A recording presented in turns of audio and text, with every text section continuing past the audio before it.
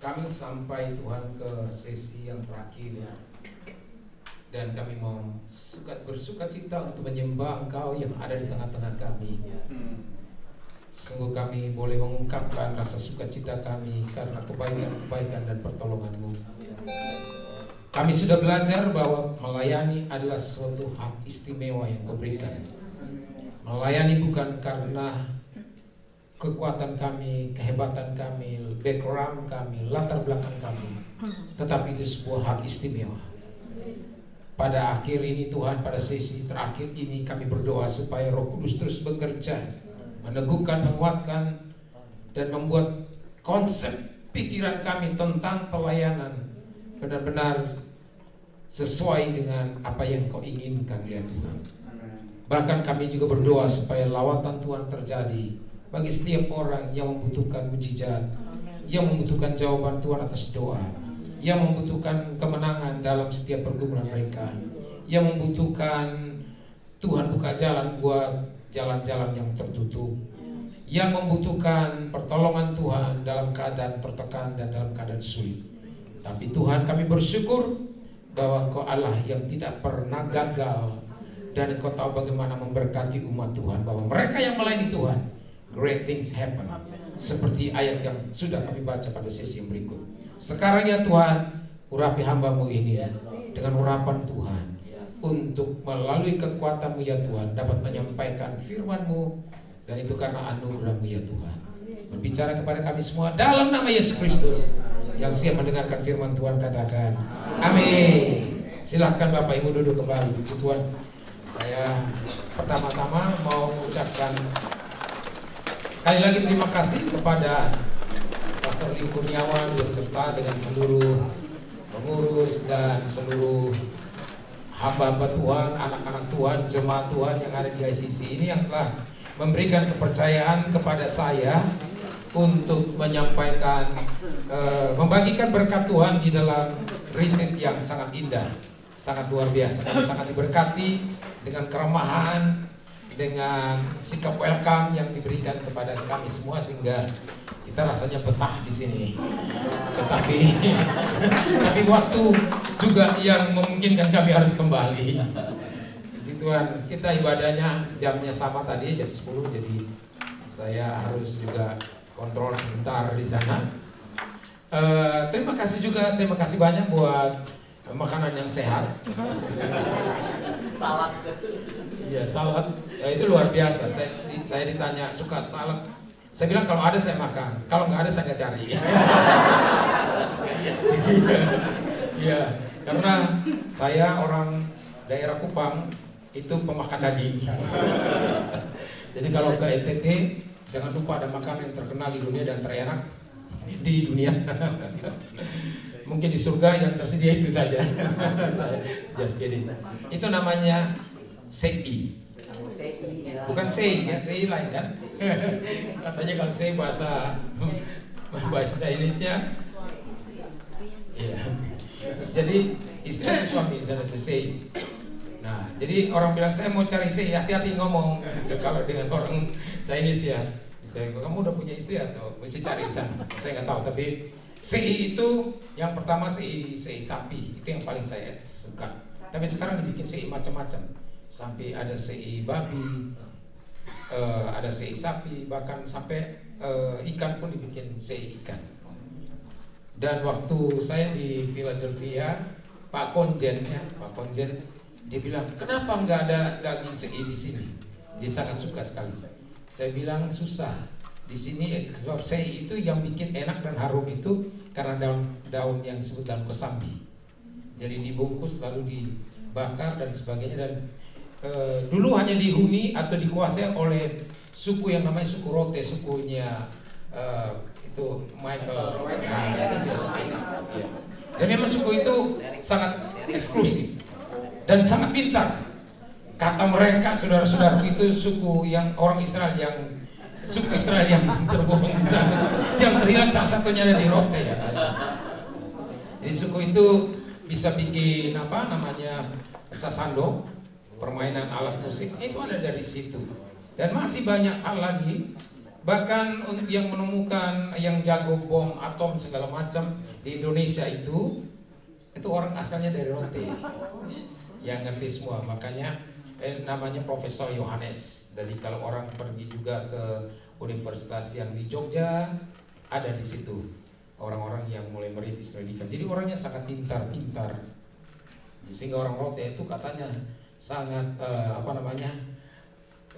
cerdikannya lebih bagus, licik katanya. Tapi ya puji Tuhan, terima kasih, saya bersyukur buat semua ini, semua keramah-tamahan dan apa yang sudah ditunjukkan oleh jemaat Tuhan. Dan kami berharap supaya kehadiran kami juga tidak merepotkan Bapak Ibu semua, tapi boleh menjadi berkat buat kita semua. Haleluya. Ini sesi terakhir karena begini, ada orang bilang kesan pertama sangat menggoda, tapi ada yang bisa bikin marah kalau kita kesan terakhir bikin jengkel orang.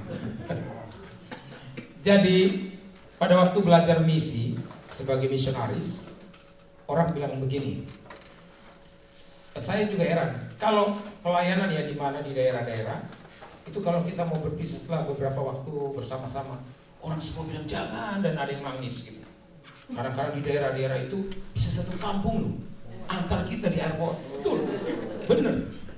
Bisa satu kampung antar kita di airport, mereka sampai nangis-nangis begitu. Lalu di misi kami diajarkan begini, lebih baik orang menangis karena kita pulang, orang menangis karena daripada orang menangis karena kita nggak pulang-pulang juga. Jadi orang menangis karena kita pulang, tapi lebih baik daripada orang menangis karena kita nggak pulang-pulang juga. Orang ini ada di sini terus nih. Jadi akhirnya kami takut saudara menangis karena kami nggak pulang-pulang juga. Baik, saya akan kasih prinsip yang Yesus ajarkan. Jadi yang Yesus ajarkan ini adalah yang dia sampaikan menjelang kematian dia. Jadi dia melakukan perjalanan kembali, terus kemudian melewati kota Bethsaida. Dia melewati tempatnya, mengunjungi juga tempatnya Lazarus yang dibangkitkan itu. Kemudian Marta Maria, kemudian dia turun, lalu kemudian setelah itu 2 hari kemudian dia pergi ke Yerusalem, lalu kemudian perjamuan kudus, ke Getsemani, ke Golgota, lalu kembali dan berkata, "Then mission accomplished." Pelayanan sudah selesai. Tadi sempat saya share dalam selesai retreat ini, saya bilang begini, bahwa segala sesuatu yang kita lakukan itu harus dalam koridor kehendak Allah. Jadi bukan apa yang kita mau, tapi koridor kehendak Allah. Baru kemudian kita bisa punya komitmen untuk loyalitas, untuk setia, untuk faithful. Makanya ada orang bertanya, kenapa kok ada orang yang tidak setia sampai pada akhir? Karena dia tidak mengerti kehendak Allah dalam dirinya. Lalu yang kedua, dia tidak punya komitmen untuk setia melaksanakan kehendak Tuhan. Nah, saya bilang Yesus Kristus baru datang mau melayani saja sudah langsung dihadang oleh setan untuk buat dia gagal fokus, untuk dia tidak bisa melihat kehendak Allah. Jadi ditawarkan macam-macam, kalau engkau anak Allah bikin ini bikin itu, berkuasalah.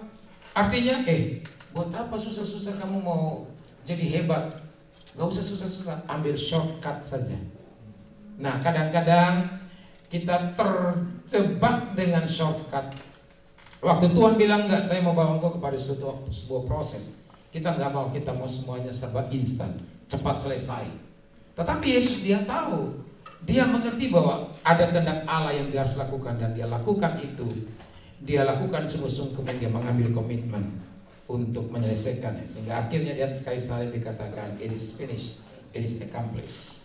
Bapak Ibu saudara-saudari, berbicara pada sesi terakhir ini tentang memiliki a serving heart, hati yang melayani, dan juga serving others, bagaimana kita melayani satu dengan yang lain. Setelah kita berbicara tentang melayani Tuhan Di dalam kitab Tawarik berkata, layanilah Tuhan.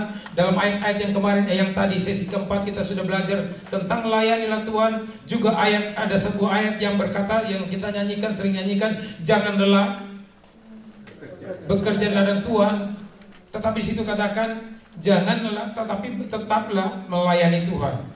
Ya, di dalam beberapa ayat yang saya akan bacakan buat kita.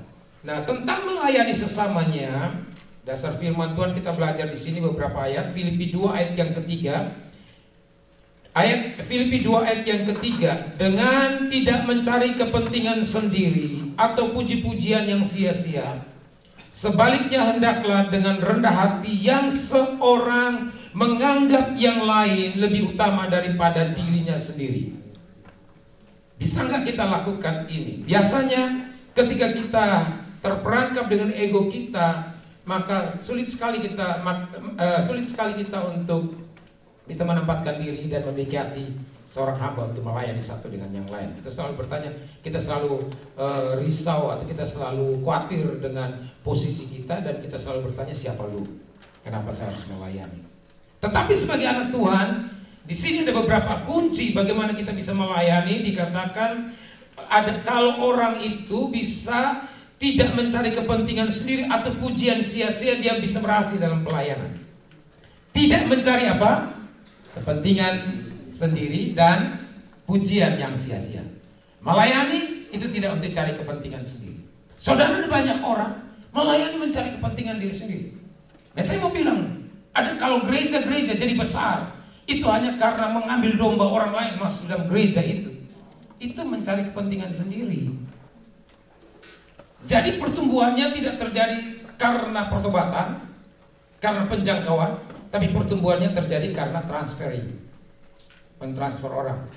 Ini berarti kita tidak giat di dalam mewujudkan atau menjangkau jiwa supaya Yesus datang. Karena sebenarnya yang kita jangkau ya itu saja, begitu. Kita pindah dari satu akuarium ke akuarium yang lain, ada lagi, ambil lagi, pindah ke akuarium lain, dan ikan ini muter-muter, lama-lama ikannya pusing semua. Yang satu bilang gerejanya bagus. Saya pernah dengar ada orang bilang begini, ada orang mau ke gereja ini, gereja itu seperti bioskop, satu, bioskop dua, bioskop tiga. Lalu ada orang mau ke bioskop 3, gitu, maksudnya ke gereja satu. Datang tapi disambut oleh asir yang di depan. Jadi tanya, gereja di mana? Oh, di sini, padahal bukan. Itu yang di gereja sana, tapi di dalam gereja sini. Jadi orang ini, jemaat ini masuk, sudah duduk di situ, baru tahu, ini bukan gereja yang dimaksudkan. Lalu keluar, waduh kasihan sekali ya, saya pikir begitu, seperti begitu. Kan orang mencari kepentingan dirinya sendiri. Jadi kita harus melayani Tuhan dengan cara yang sehat, jangkau jiwa-jiwa baru.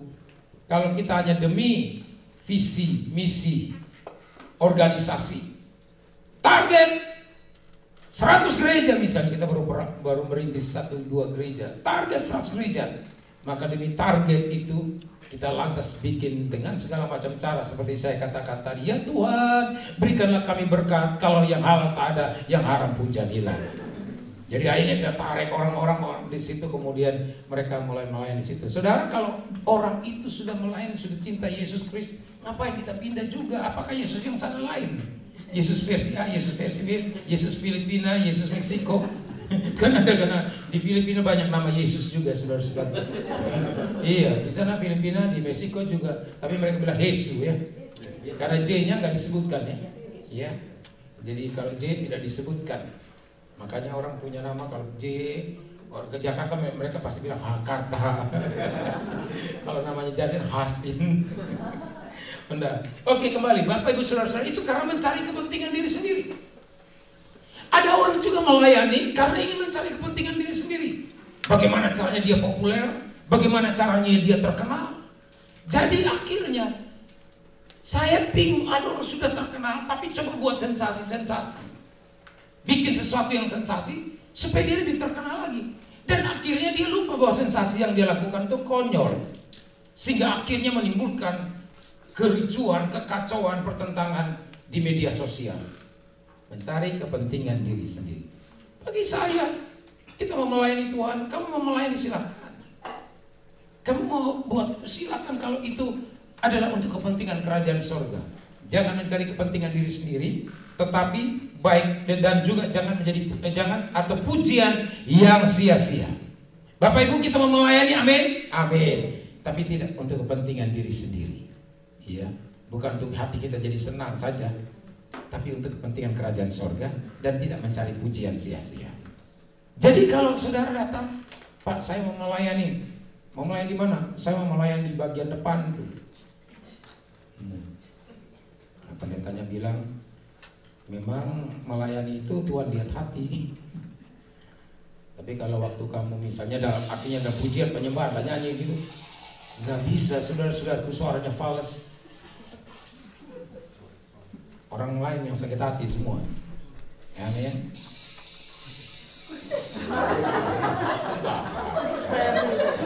Hari terakhir saya nggak mau marah-marah. Itu biasa begitu. Saya juga kadang-kadang lagi khotbah, tiba-tiba telepon bunyi, saya jadi bunyi, saya kaget, saya lupa itu loh. Khotbah gini kan nyambung kan di sana. Oh ini, saya bilang nggak apa-apa, saudara-saudara. Itu karena kita kurang berdoa untuk melawan segala pembuluh darah. Ya apa-apa. Yang penting kita nggak ngantuk gitu.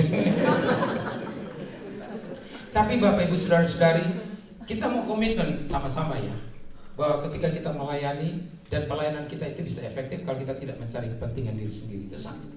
Jadi waktu kita melayani, apakah yang saya layani ini untuk memuaskan hati saya atau untuk memuaskan Tuhan? Itu selalu ada. Saya diundang melayani di sini juga, saya harus bertanya, apakah pelayanan ini untuk memuaskan saya atau untuk memuaskan Tuhan? Yang kedua, apakah ini untuk mencari pujian yang sia-sia buat saya atau itu pujian buat Tuhan? Jadi kalau seandainya kita mau melayani tapi ternyata belum dikasih pelayanan, satu waktu saudara-saudaraku ada